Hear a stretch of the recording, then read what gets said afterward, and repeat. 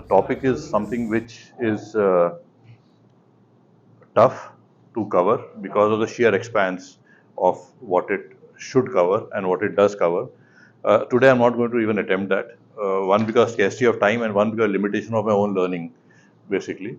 Because this subject requires a lot of in-depth understanding of the space, of the dynamics, the influencers, and the outcomes, and which is very difficult for anyone today to say I can do justice to it. So I will stick to mainly what is the overall macro view which explains the science behind what we observe, and we are observing this in our day-to-day life today. It's not detached from us. It's not something happening somewhere, as was the case maybe 5 years back.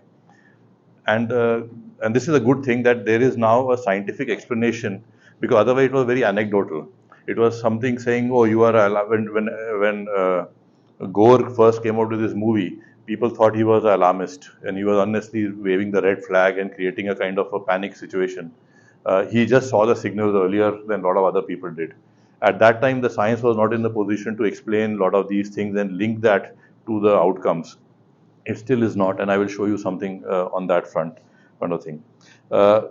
Coming to the subject itself, so broadly, as Manoj said, my exposure to sustainability happened briefly in the last 2 years. Very frankly, when my boss asked me to say, would you be in a position to take up the responsibility? And he made a very interesting statement, which I think also encapsulates what Manoj said, is I know the why part of it, that why we need to do it. Now tell me the how.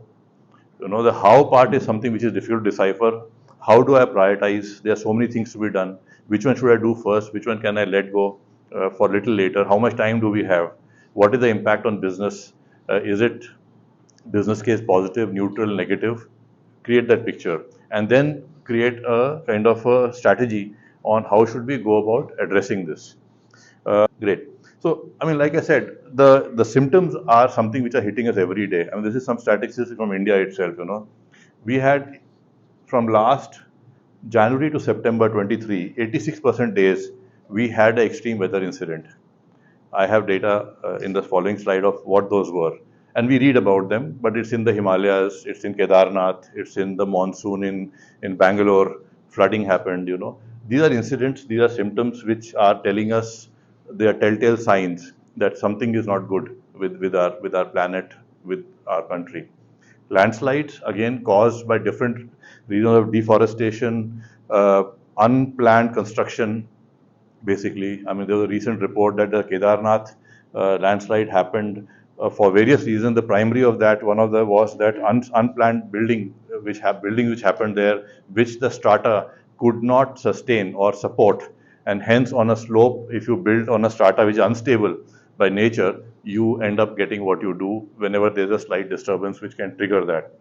Glacier mass is not something that we typically connect with mentally, because we have been reading about the ice melting and all that. I mean, just yesterday I was seeing a video which said if all the ice in the north and the south cap melted, the sea rise would be by 10 meters. Now that was quantification for me. 10 meters means, and I don't know if how many of you have been to Kochi, there's a Marine Drive equivalent there, and there's a map they have put there that if water level rose by so much centimeters, how much of Kochi would be underwater. That's where I think sometimes it starts hitting us as general consumer users or customers or citizens, that this could impact me tomorrow. And in fact, when the tsunami hit the coast of Pondicherry and all, the land prices actually fell, because suddenly people realize that if I'm buying there, I'm exposing myself to a risk of not being around when the next such tsunami could hit. But then at the same time, the property real estate agents made a killing on that opportunity, which is fair. I mean, water stress, this is something which is hitting Bangalore as we talk right now. 540 of 806 districts in India are in a situation where they could have a water situation. Bangalore is something which is already there, and this was kind of the learning from Cape Town, which in 2018 actually had a crisis where the water storage in the dams which served Cape Town fell to below 10%.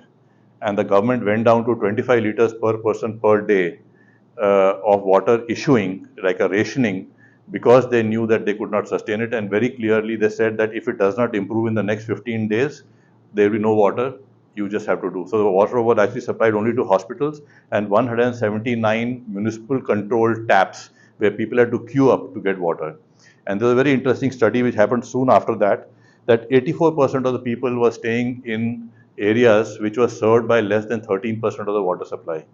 That means there was water inequity. At one side, you had people who had pools and multiple cars which were getting washed every day, and the other side, you had water scarcity in the slum equivalents, which was not enough for a person to cover his daily needs, basically. And this inequity is another aspect of sustainability, which it covers that, whether it's uh, people inequity, water inequity, economic inequity, is something that has to be addressed. The last one is something which, again, we keep reading it now and then, is biodiversity loss. And I'll also show you how all of these are connected, actually. I mean, these are not isolated, discrete events, they are all connected at one level.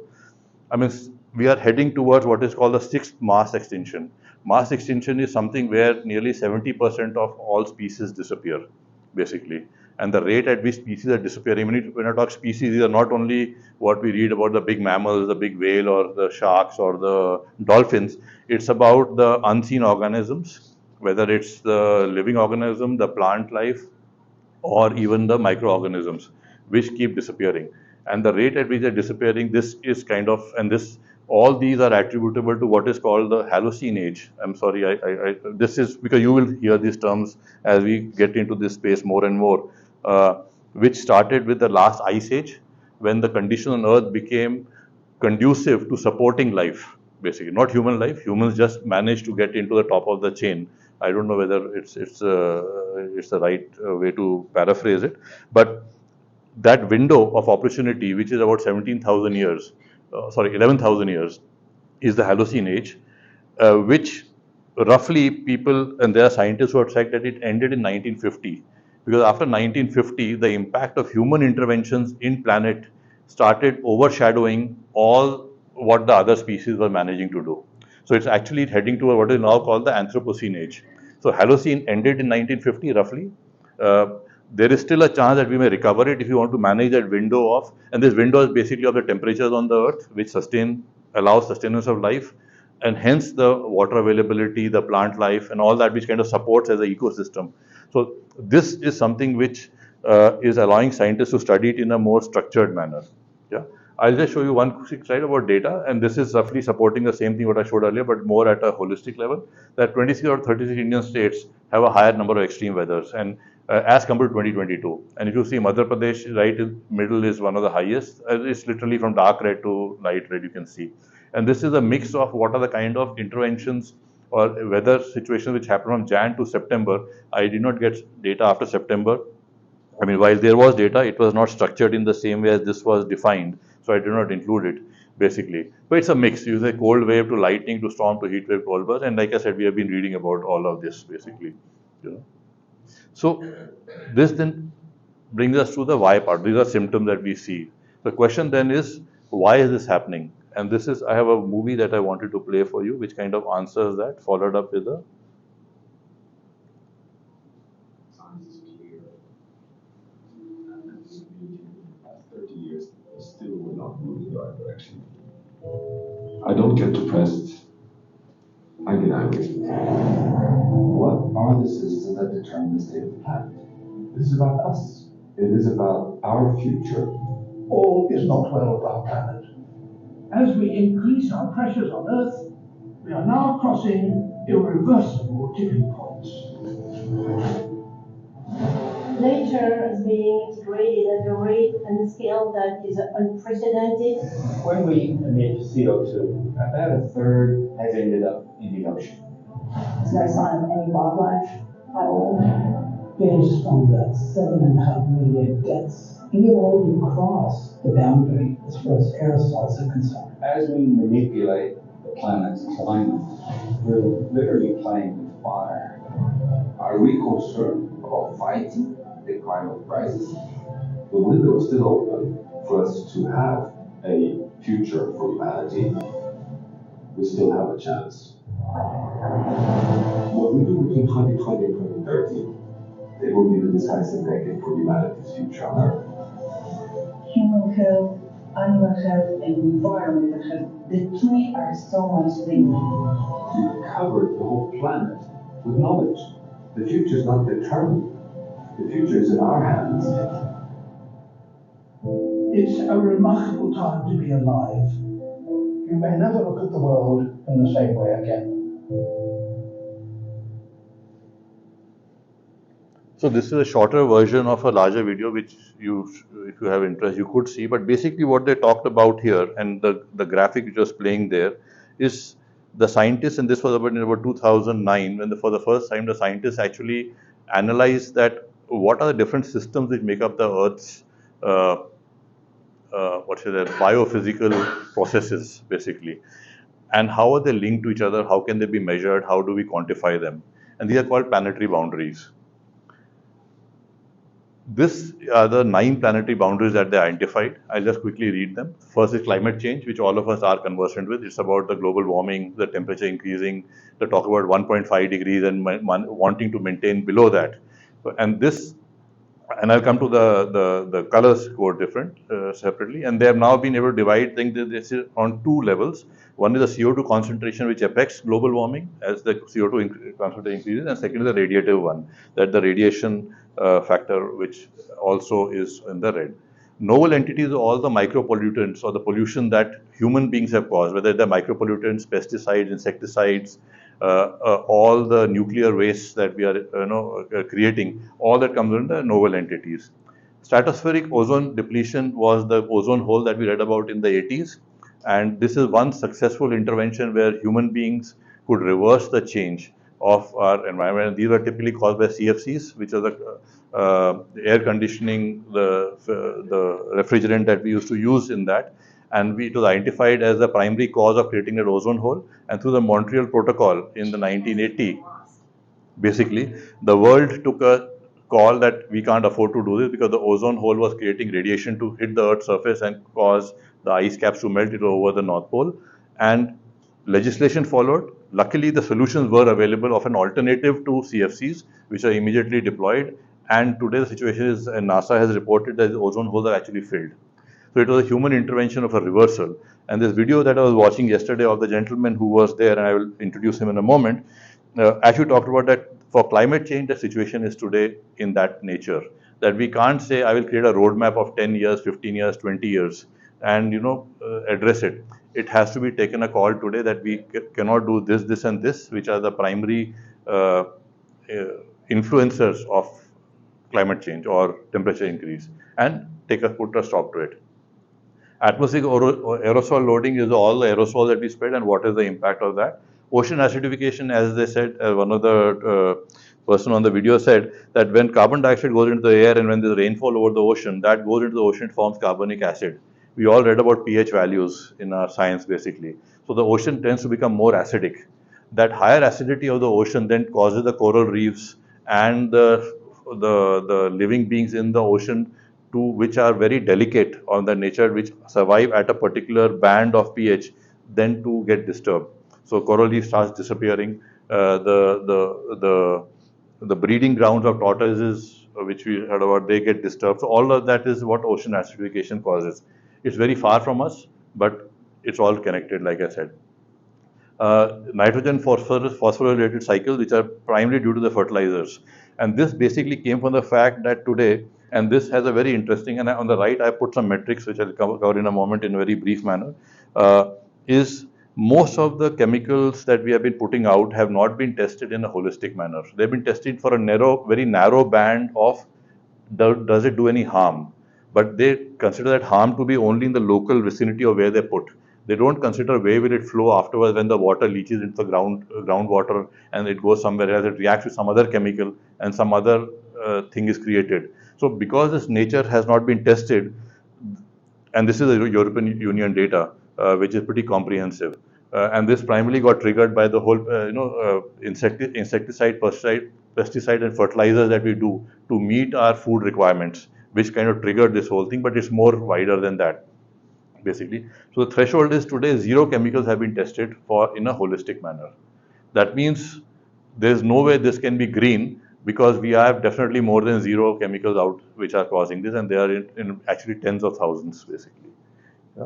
Freshwater change, this is very interesting. There are two freshwater changes as they are studying it. One is what is called blue water, which is all the free water available to us for drinking, which is a very small percentage, as you may have read, on the Earth's surface. Leave the salt aside, the water in the ice aside, and what is available for drinking, it becomes a very small percentage. So that's blue water. Green water is the water available for plants to grow, because that's the water available in this as soil moisture or what is being given to them.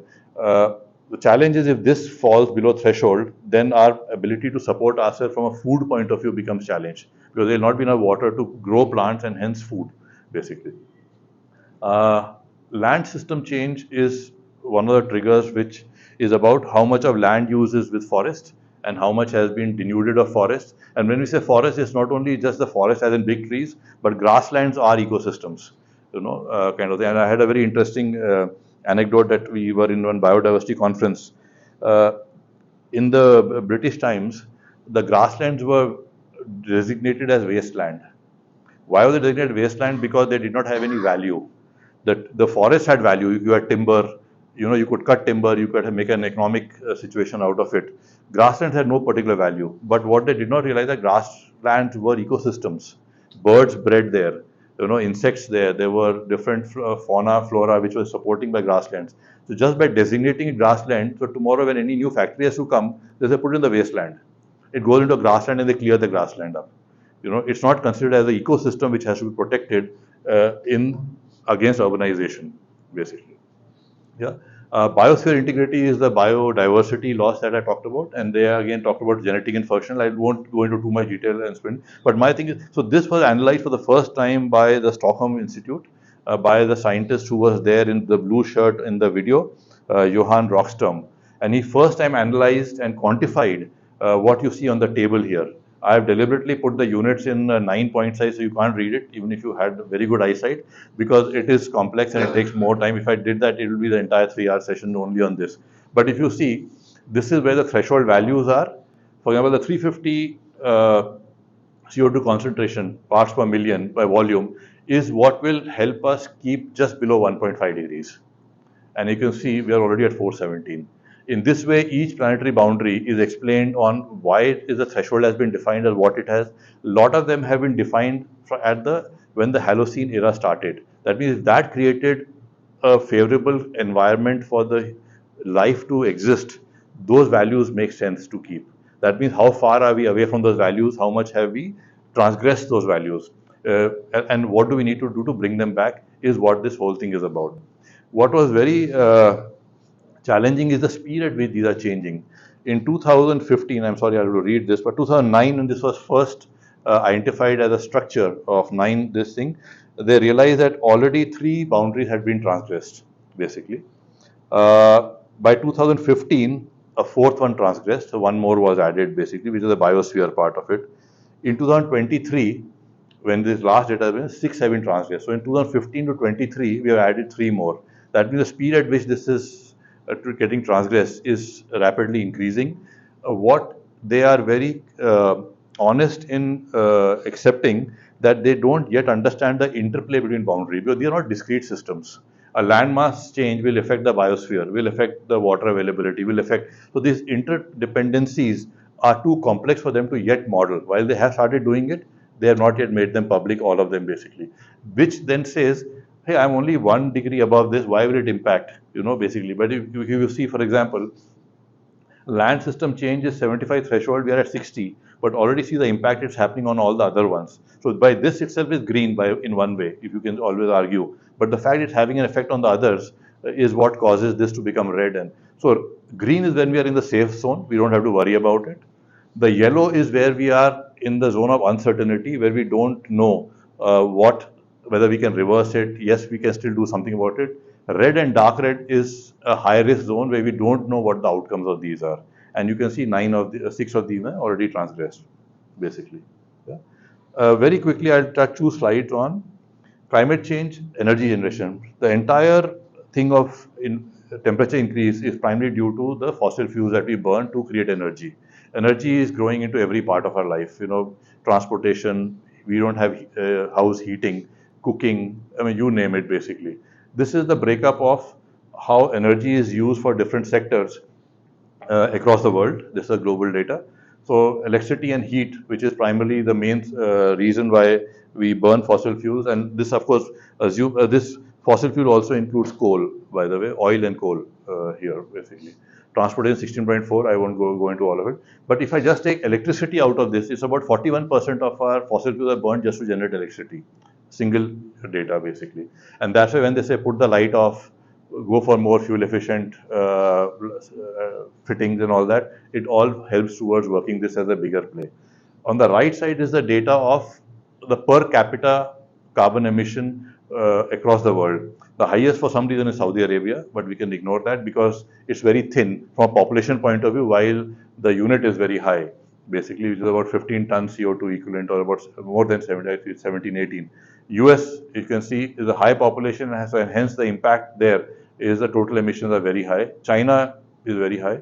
India is at a good value today, but the rate at which we are developing, this is changing very fast, basically. This is, by the way, sorry, 2021 data. I don't have this chart for 23, basically. Yeah. Same thing if you look at resources. The other part of this is why does land mass get changed? Because of we have to urbanize, so you have to clear the forest so that we can start agriculture there, or putting cities there, or put a dam there, or put a factory there. Or it's also about mining. We need resources. We need iron ore, aluminium ore, copper, you name it, basically, coal. All that have to be mined. When you mine, the first thing, what do? You clear the forest, or you clear whatever is on the top, whether it's a grassland or a forest. That disturbs the whole thing, basically. So what's that metric being seen as? So resource consumption impacts land system, water, blue, biosphere integrity, and like I said, these are known, the others. You see, there's something called the Earth Overshoot Day, and this is a terminology you will hear more and more, which is how much of the Earth's resources do we consume versus the ability of the Earth to regenerate them in that year. So if I consume, say, 100 tons, I'm just saying, of X, can the Earth regenerate in 100 in 1 year? Earth Overshoot Day is that if I take, for example, Qatar, by 10th February of every year, Qatar has consumed, the Qatari population has consumed the Earth's resources that the Earth will regenerate in the whole year. That means from February to December, the Earth is regenerating what they've already consumed. That means what they're consuming is now more than the Earth can afford to supply, basically. And if you see the Earth Overshoot Day, which in 2001 was sometime in September, is coming down for, this is globally. July 25th, 24 is that this year when we will run with the Earth, the Earth Overshoot Day for the planet for this year, basically. That means we are today requiring about 1.7 Earths to support what we are today requirements are. This is expected to go to 2.5 Earths by 2030 if we continue the way we do business as usual, if we don't change, you know. Sorry, very depressing, right? So I think we need to get out of this part of the whole thing. No, but I wanted to explain this because we don't understand. If we don't cover this, we don't understand why people are saying what they are saying and why are there counter views. You know, one is counter views because it impacts business, it impacts your ability to sell something, it scares people. You know, and politicians, administrators don't want people scared, basically, because it affects their ability to manage things. They are expected to manage, but this is much beyond them. I mean, they alone cannot manage this whole thing. I think that relatively, human as a population is really like India populous country, but still it is much below in than some of these overshoot things. So it's more currently the more it's affected all what manufacturing or whatever. Everything. No, so see, in the end, Human itself directly how much it is. Let's say, human directly is why are factories producing? Because we are consuming. And I'll show you the data. Let me show you. Thank you for the slide. It segues well into this. Consumption story. Today we have more cell phone subscription in the world than there's population. Why do we need more cell phones than population? You know? So, and each cell phone, this is not, the entire electronics industry contributes to 4% of our entire carbon footprint of the world. It's very small, you may say. You know? Why do you need 3 houses to Absolutely. One house, yeah. But then the investment angle comes in and somebody rent it and all that, you know, kind of thing. And 20% of global wastewater. So the electronics industry doesn't impact as much from the carbon footprint point of view as the wastewater required to produce the chips. Because wafers require very high amount of water to manufacture. And that becomes wastewater. If 20% of wastewater is being created just by one industry, which is feeding our televisions, our laptops, our phones, there is something we need to then, that's why I use my son's laptop. I didn't buy a new one because I was working in that area. Look at fashion industry. Look at this data. You know how many garments we produce? The jury is out on this. We produce 80 to 150 billion garments every year. That means per person, we are actually giving more garments than they will ever use. Out of those garments, and this is about 2 to 8% of global carbon emission, not too high, you may say. Water, again, very high, because a lot of this is cotton, and cotton is a very thirsty plant, basically, and the processing itself takes a lot of water. Out of the 80 to 150 billion garments, 30% are never sold. They lie in inventory because fashion has become old, and that company never sells them. 50% are disposed within a year. I have also had data which I could not collaborate, so I did not include it, is X percent of garments are only worn once. And there is another interesting thing also that the large population doesn't even have access to this. Which is a challenge, which is where, okay, I didn't include that here, is like the cell phones, if you look at this, only about 64% of the population has a cell phone, smart or otherwise, leave that. That means 36% people don't even have a phone. That means number of people who have phones have, like I said, multiple phones, naturally, basically. One t-shirt takes 2.7 tons of water to produce one t-shirt. A jean requires about 3.8 tons. So the moment and this is over the lifetime. That's another concept I wanted to introduce, which I will do, is look at lifetime impact, not just manufacturing or just use, because different commodities have different impact at different stages of their life, basically. And I'll cover that in a moment. Transport sector is very high, which you saw before. So about 17% of the greenhouse gases are emitted there. There are about 1.47 billion cars. This data is not fully doable because different countries also have scrappage, they are exporting, so this is not hardcore authenticated data. But more importantly, over a lifetime, the car emits about 43 tons of carbon dioxide. Now, this is a general average between ICE, EVs, hybrids, all put together. I will show you separately also, basically. What's more important is, US has about 860 cars per 1,000 people. That means nearly every household has one or two cars, because there will be again households, like you said, who don't have cars at all, which are people who are below the particular economic strata, basically. Germany is 627, India is about 33. The question then arises, can we afford to go even 50? I mean, when you travel in Bangalore, Pune, Delhi, the answer would be clear to us. I mean, that even that 33 becomes 50, we have a challenge. We have the sheer infrastructure. Forget the resources. I mean, just the sheer experience of what living in that thing would be. I had this exercise. How are you doing on time, Manoj? So this is you can scan this on your phones. It will allow you to calculate your personal carbon footprint. Basically, it asks questions like, what do you eat, how much do you travel, what kind of house you stay, what kind of renewable energy do you use, and it gives you. This was mine yesterday's, basically. So and I put some data which was not fully valid, but I just want to see what comes out. So my lifestyle, if everybody lived on the earth the same way I do, we would require 3.6 Earths to support my lifestyle, basically. So this is I think somebody is asking, what do I need to do in a systemic manner to do? So I think these kind of things, for example, eating meat is a high impact habit, basically, because of the sheer amount of water it requires and the methane it produces because of what it eats, and all of that. I mean, there's a whole science behind that also. Renewable energy is a no-brainer, basically. How much you travel by air, by public transport versus personal transport, we'll cover some of that here. So this is something you can take up whenever you want, basically. It's, I think, carbon footprint calculator or something like that, basically. Yeah. Now we come to the why not. I say enough of depressing discussion of why, but at least I'm hoping. I'll pause here. Any questions or comments or things that strike you? India is still underdeveloping, right? If India becomes developed like a No, US, that will be Africa, the African continent, China is aggressively on that path. So all the developing countries, if they want to go developed in the same route that developing countries, there's no hope, basically. So there has to be a smarter way of doing it, and a better. Please. Very interesting data that I recently came to know about is that if you take India's major cities, and you draw a circle of about 60 kilometers, 70% of India's population lives there. Urbanization, yeah, yes, yes, yes. 70% already. Hmm. Now, if you look at, if let's say, from a positive perspective, the government aggressively takes up, urban transportation, mass transportation, right, within the city, and then this, like what they have done in Meerut, Rapid transport, yeah. systems and all that. I think there's a lot that of positive impact that can happen, at least as far as the transportation is concerned.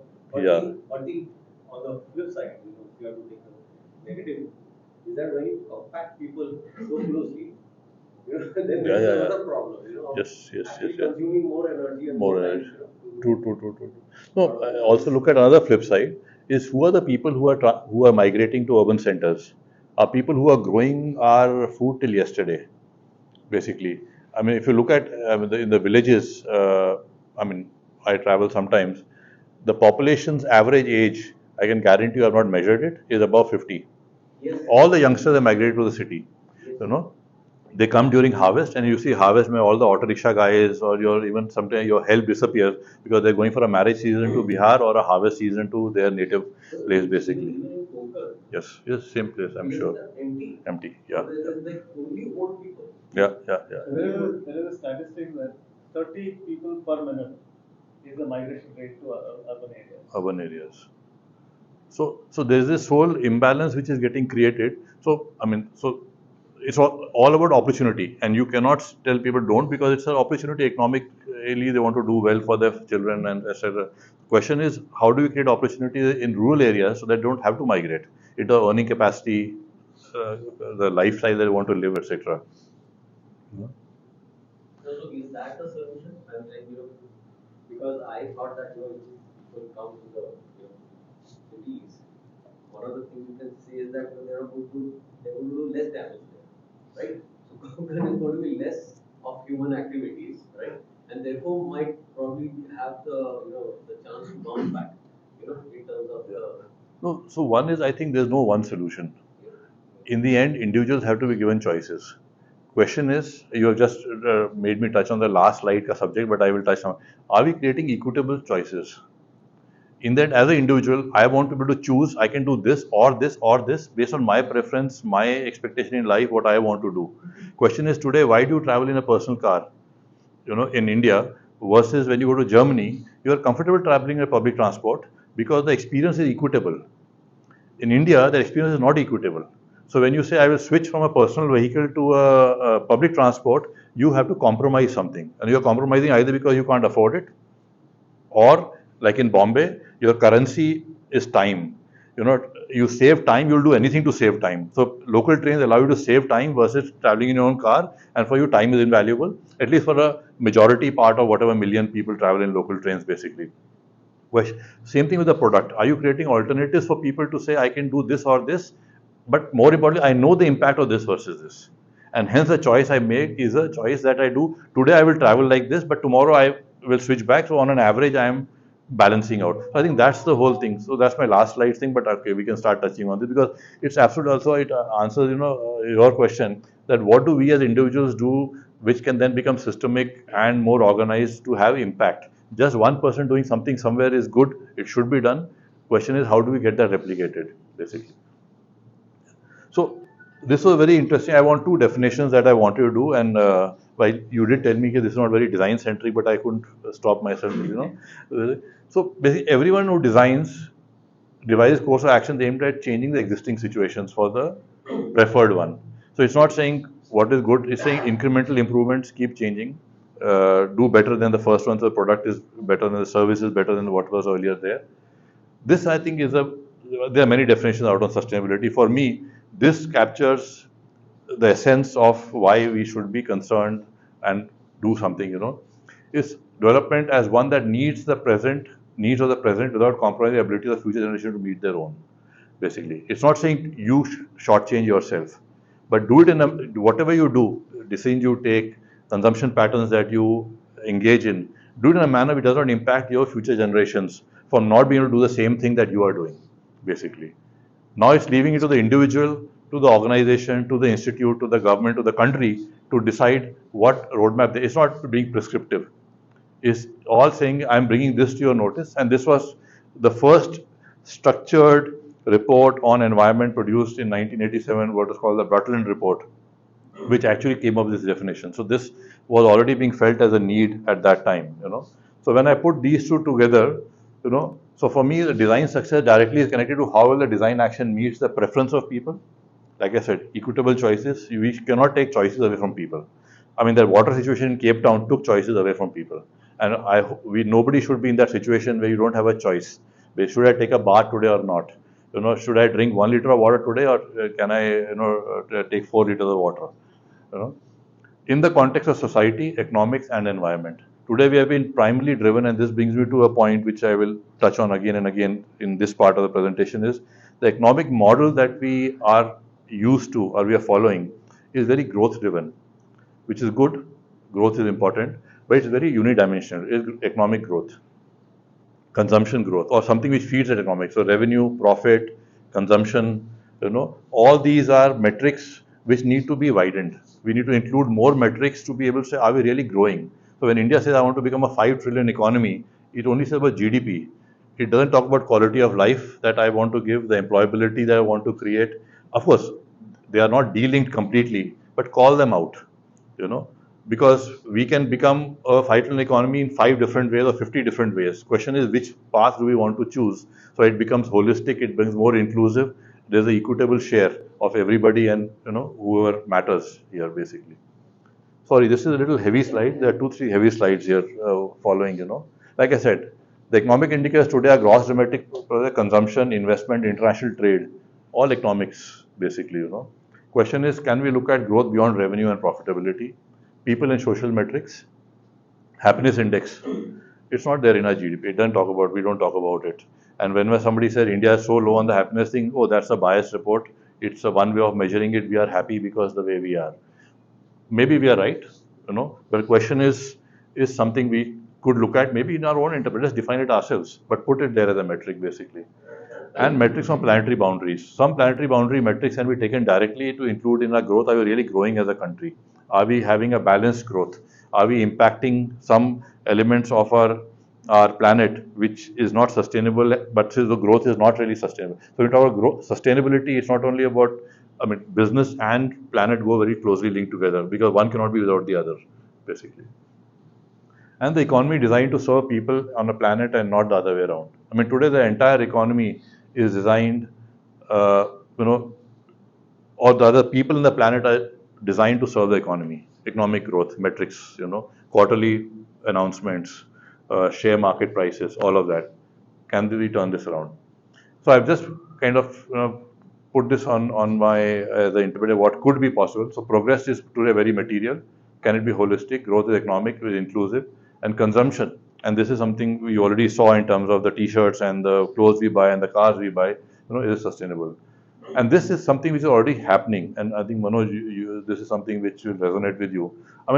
At one time we were in this what we call the modernity phase, basically, where we had a world view. Suddenly we were connected, we were traveling, we had exposure and all that.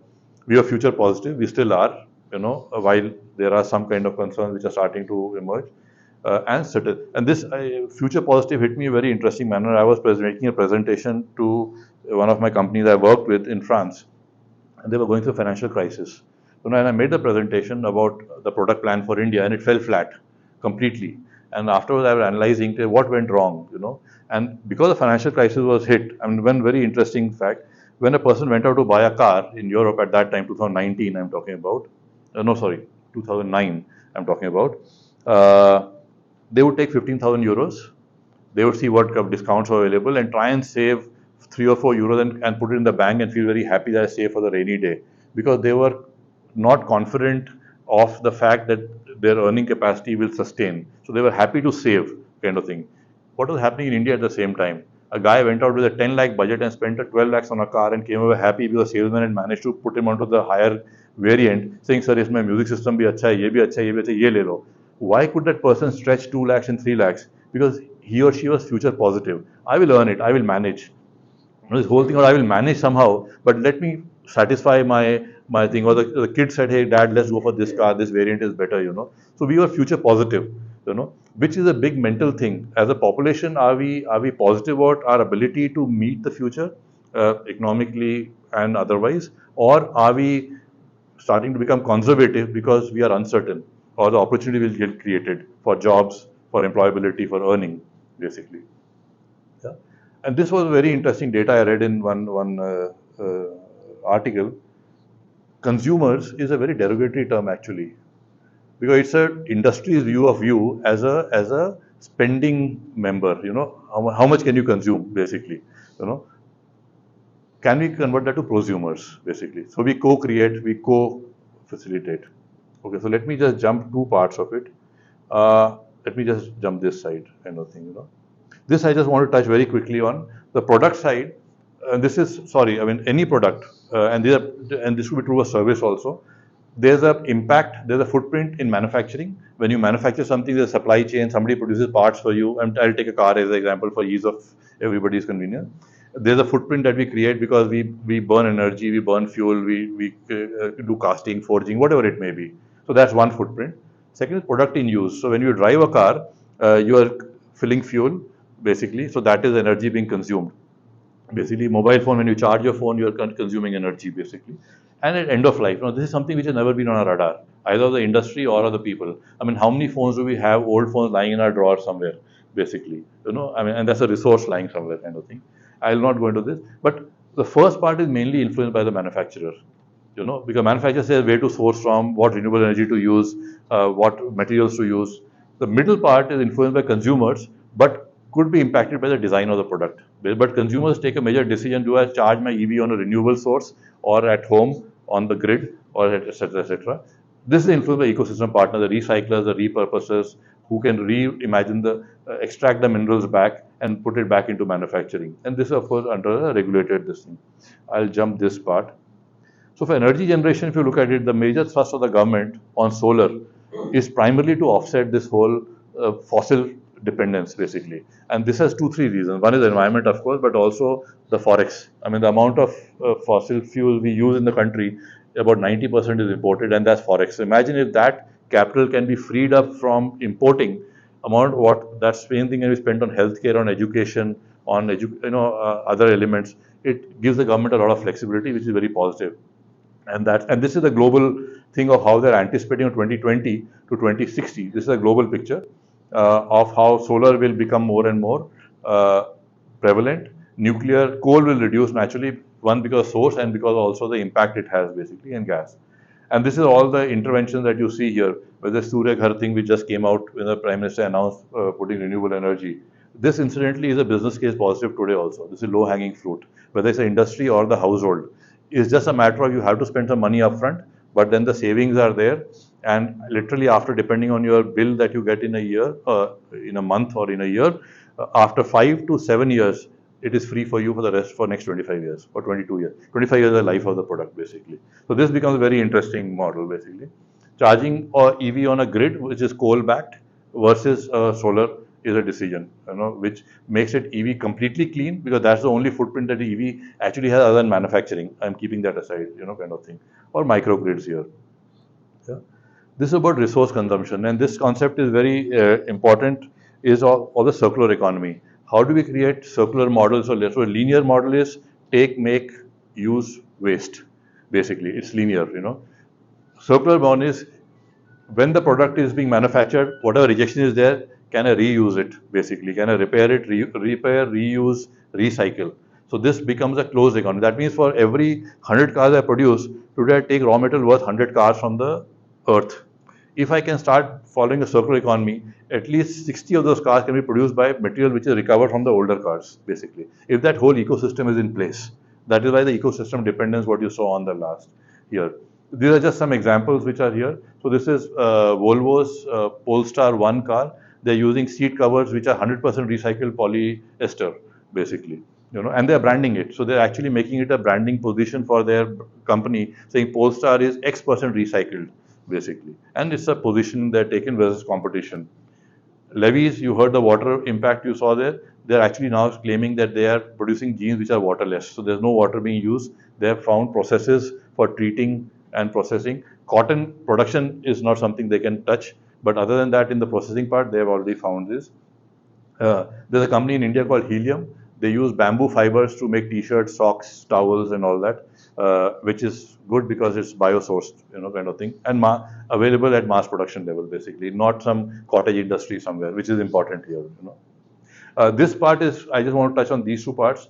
The right to repair is a policy which is being introduced globally. In India also it has come out that today when you have a phone which goes bad or a laptop, you go to the manufacturer and they say, but this can't be repaired, नया ले लो या पूरा motherboard change करना पड़ेगा. Whereas all you may be missing is one small chip which needs to be replaced. So the right to repair is a policy which is being introduced by the government to say every manufacturer has to make public how their product can be repaired, which should be repairable by anybody, not your own service center only.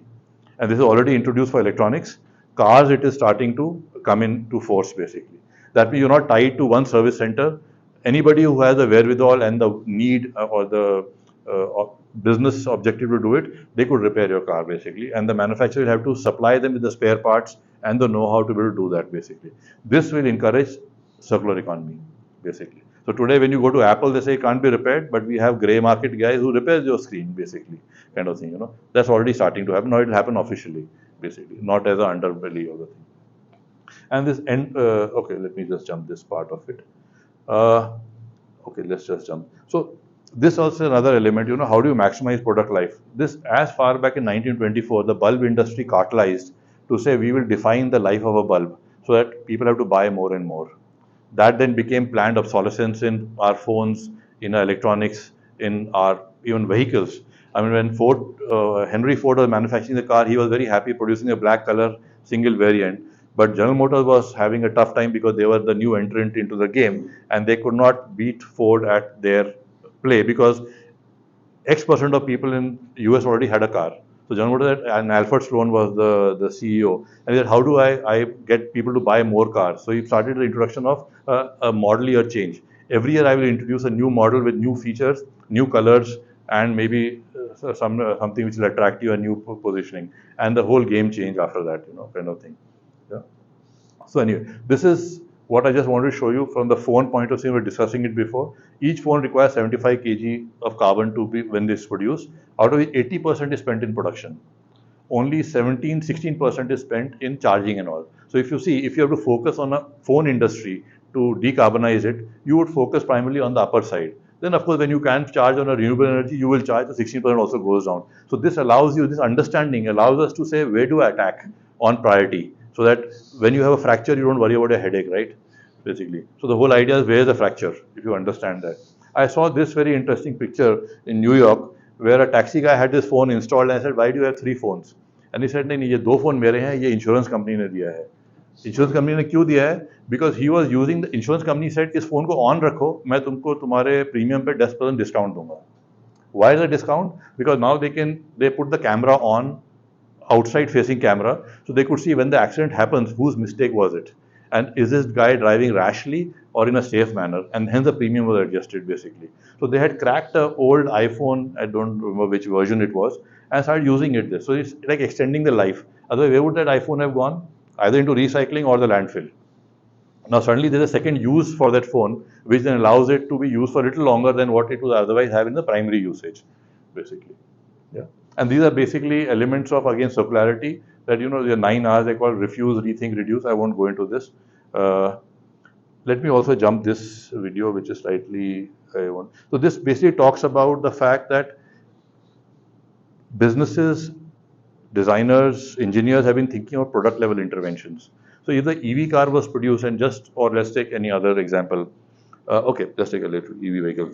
Just the manufacturer producing an EV was not good enough, right? You have to create a whole ecosystem around it to support it, the charging, the insurance, the financing, the recycling of batteries. Now, all that were required to support, otherwise objections like it has got a higher impact than not. So to mitigate that, we have to start thinking at system level, or at a large ecosystem level, not just discrete product interventions, which are better, faster, more beautiful, new colors, and all of that, basically. Yeah.